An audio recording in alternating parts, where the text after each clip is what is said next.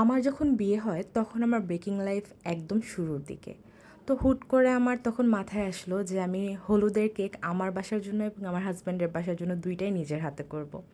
ওই বিয়ের প্যারার মধ্যে এরকম একটা ডিসিশন নেওয়া আমার জন্য অনেক বেশি টাফ ছিল, কারণ আমি তখন একদম নতুন বেকার ছিলাম এবং এক একটা ছোট সিম্পল ডিজাইনের কেক করতেও আমার অনেক বেশি সময় লেগে যেত। সেখানে আমি দুইটা কেক করেছিলাম, দুইটাই 4 পাউন্ড প্লাস ওজনের ছিল আর খুবই সিম্পল ডিজাইন। এখন ওইসব কেক দেখলে আপনারা হয়তো ভাববেন যে এটা কোনো ডিজাইন হইলো, বাট ট্রাস্ট মি, ওইটুকু ডিজাইন করা আমার জন্য এত বেশি প্যারার ছিল যে আমি আপনাদেরকে এক্সপ্লেইন করতে পারবো না।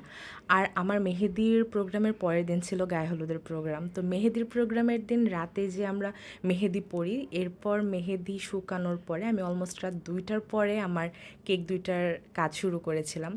আর তখন যেহেতু আমি প্রথম কেক বানাই, আমার জন্য যে কতটা টাফ ছিল এত অল্প সময়ে দুইটা কেক, তাও এত বড় বড় কেক রেডি করা, এটা আসলে আমি এখন মনে হয় যে না এটা কোনো ব্যাপারই না, বাট তখনকার জন্য এটা আমার জন্য অনেক বড় ব্যাপার ছিল।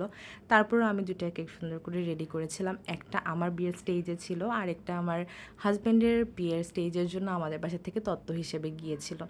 মাঝে মধ্যে মনে হয় এখন যদি বিয়ের প্রোগ্রাম হতো আমি অনেক সুন্দর কেক বানাতে পারতাম, কারণ এখন আলহামদুলিল্লাহ আমি অনেকটাই বেটার ডিজাইন করতে পারি আর হাতও এখন অনেক বেশি পাকাপোক্ত হয়ে গিয়েছে। কিন্তু যাই হোক, তখনকার অনুযায়ী যে নিজের এবং নিজের হাজব্যান্ডের জন্য দুইটা কেক আমি রেডি করতে পেরেছি, এটাও আমার কাছে অনেক সুন্দর একটা মেমোরি।